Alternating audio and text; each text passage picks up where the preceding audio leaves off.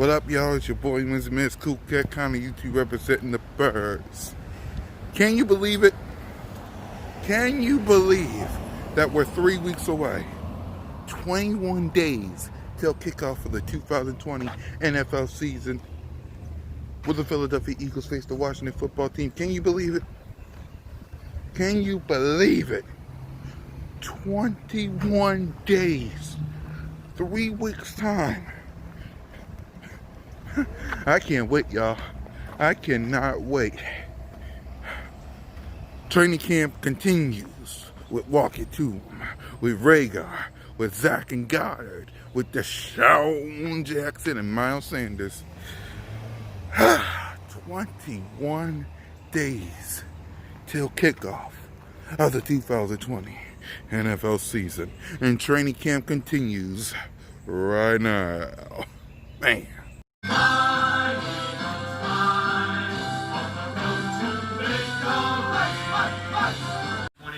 Presented by Lincoln Financial Group. No, it's not. It's presented by, I always say the wrong thing. You know that, friend? Dave Spadero here. The dog Duffy. Oh my gosh. It is really quite amazing to me. Well, you know, look, we're at the NovaCare Complex, and we're going to start with this, okay? Jason Kelsey, who on Friday rocked the Philadelphia Flyers jersey today in honor of the late Kobe Bryant, wearing the Kobe Bryant Lower Merion High School jersey. Kobe Bryant would have been 42 years old today, friend. And so Jason Kelsey is paying homage. It's a hot one out there today, and he wore the Flyers jersey last on Friday underneath the jersey. That was a smart move, saving that for Friday as opposed to today. Because I would imagine he probably lost like 10 pounds of water weight last Friday. He would have lost another 20 today. So yeah, so we are at the NovaCare Complex. I'm Dave Spadero. He's Fran Duffy. This is our continuing coverage of Philadelphia Eagles Training Camp 2020, presented by Independence Blue Cross. Sorry for that faux pas, everybody. Had a day off. Enjoyed it. How'd you do on Saturday, Fran? It was a dad day.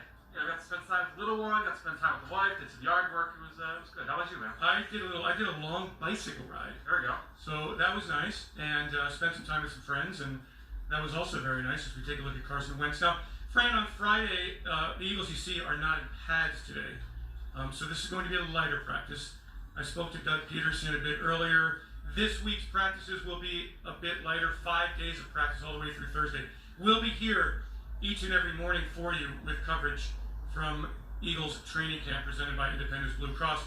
And by the way, if you have the official Eagles app, you can go to that app. You can look at all of our different camera angles as we bring you basically the first 20 or 30 minutes of practice. But Fran, on Friday, I do want to talk about where we are in training camp. We are 3 weeks away from the regular season opener against the Washington football team. So the Eagles still trying to get that roster down, understand who's going to make the team, and then turn their attention to Washington.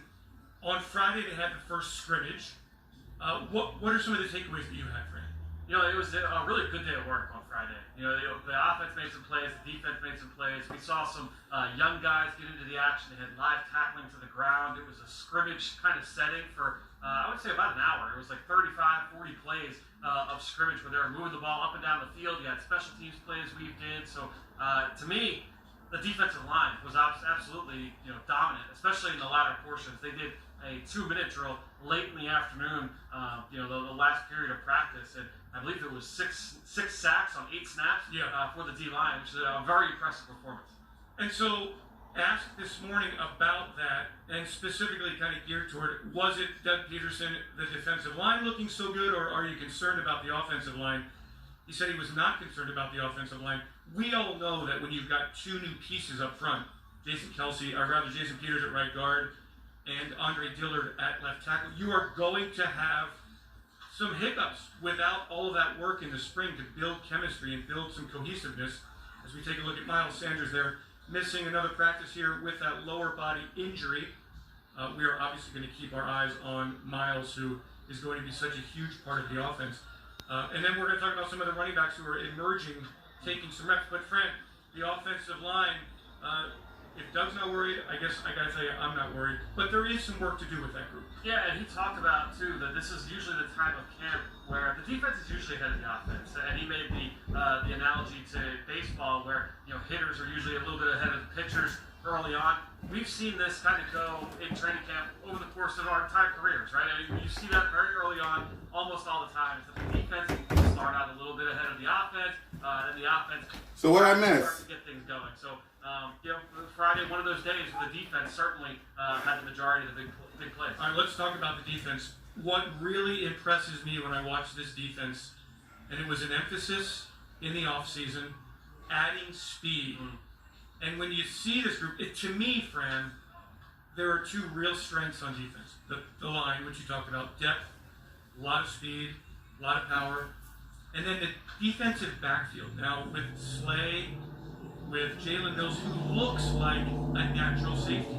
You don't see, at least at this point, communication foibles. You don't see, certainly on Friday, missed tackles, the first day of tackling. You see a lot of versatility. And I wonder how often the Eagles will play nickel and dime this year and emphasize what they have in the secondary. Yeah, I mean, certainly the majority of the time. And that's what it was last year. That's where it'll continue to be is, you'll see 5-6 defensive backs out in the field. And the important part of that too, Dave, is that it's not going to be the same 5 or 6 guys every time. There's going to be a nice rotation, guys that can do all different kinds of things. So you're going to see combinations with, obviously Nickel Roby-Coleman. That's the sound of the police in my hood. Will Parks in the slot. He had a good day on Friday. Had a couple nice tackles coming downhill. Kayvon Wallace, the rookie, doing some nice things every single day. He kind of shows up. So it's going to be really fun to be able to watch that secondary group. I agree. And that defensive line, you said one word, the power. That group really gets after. They've got the speed and the athleticism to be able to make plays. But you see power from Fletcher Cox, Malik Jackson, Brandon Graham. Josh Sweat had a nice sack in that 2-minute drill. All those guys show the ability to work through offensive line, and not just here in the first week of camp, but throughout their NFL careers as well. If you are just joining us, we welcome you to the NovaCare Complex. Darius Slay. It is our continuing Rodney coverage McLeod. of the 2020 Philadelphia Eagles training camp presented by Independence Blue Cross. I'm Insider Dave Spadero along with Fran Duffy. And we have come your way here for the last week. We'll come your way through Thursday as well. Every morning, 10:30 a.m. Join us. A little behind the curtains look at the Philadelphia Eagles 2020. And we're talking about the secondary. We're talking about number 24, Darius Slay. Big play Slay, long arms. He has looked apart.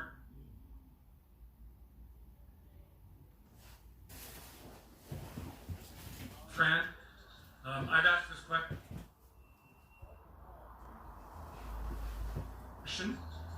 Who is the last great? Do we go all the way back to 2013? George Vincent. That was the name I was going to bring up. I mean, if you don't go there, it's Eric Allen, right? I mean, it's been a while. They've had good corners. They've had really good corners. But to have a guy of Slay's talent, and also what stood out to me too, Dave, is you hear Avonte Maddox talk about his relationship with Darius Slay and the mentorship that he's put in. I've seen him working on the sideline, not just with the young DBs, but with the young receivers. Hey, if I do this in the jam, this is how you try and beat me. If I do this, try and beat me this way. Trying to coach those young receivers up. I've been really impressed with a lot of the things he's done outside the lines on the field as opposed to between the lines as well. Let's talk about more of what we've seen here, Fran, as we watch the Eagles working in the warm-up period here, the special teams period. Jeff Stelton's got some work to do up front, not only with the starting 5, but who develops for depth in 2020. You lose Big V in free agency. He's a valuable swing tackle. Brandon Brooks not here. We know it's going to be Dillard, Andre Dillard, the 2019 first-round draft pick, who has been up and down. Up and down. Up and Very down. athletic, bigger, stronger. He starts at left tackle. Jason Peters goes to right guard. Isaac Seumalo, Jason Kelsey, Lane Johnson. Who are your, I would say Matt Pryor's your 6th guy. Who's your 7, 8, 9 offensive line? I mean, you've got, obviously, the one guy that we saw on the screen there, and you see him lining up at left tackle right here, number 68, Jordan Mailata, a guy that has been developing here in Philadelphia for the last couple of years. I think fans know the story by now. Has never played football until he was drafted. by the Eagles a couple of years ago. So still very much working towards trying to find. I see you walking too. I see you, Carson. The roster. But then you throw in guys You like hiding. School, who teammates and coaches alike have praised so far this summer. Nate Herbig, who has gotten reps both at right guard and at center. Those are the guys I feel like have the shot to be able to stick on the back end of this roster. And then we've got Prince Tiga, Yeah. who's been playing at the tackle positions. It's just a shame that there's no preseason games, and everybody's saying the same thing. My wide receivers. There's Radar. There's Quiet. 53 and have a really strong 16-man practice. Look at my wide receivers.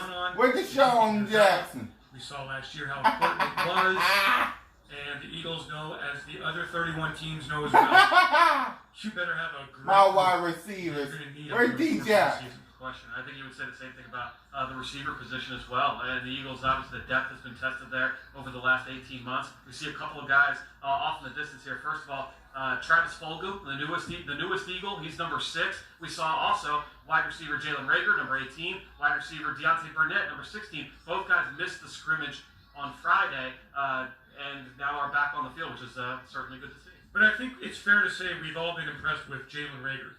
I have. Right? Walking to Really good. And you know what?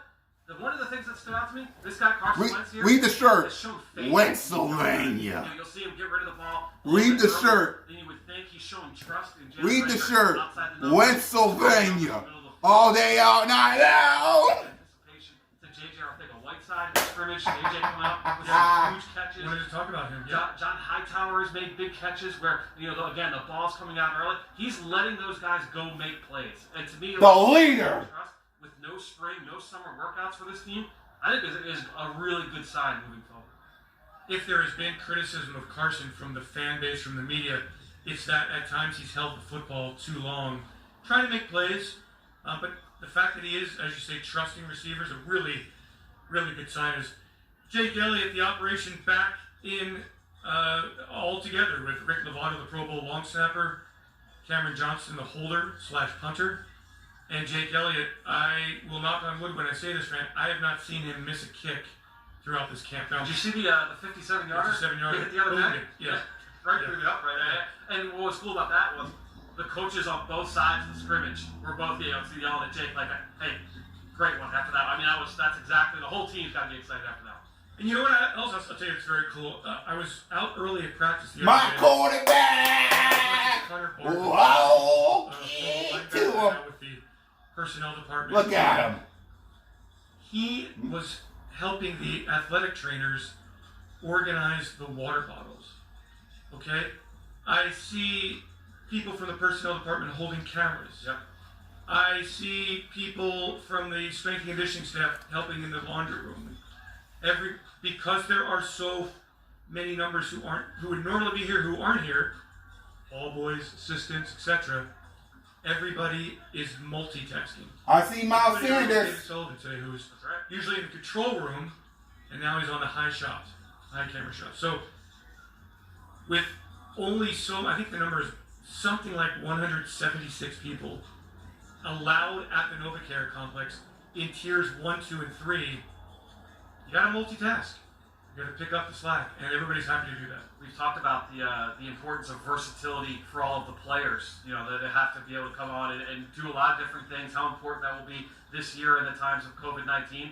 It's the full building. Everybody's got to be able to chip in.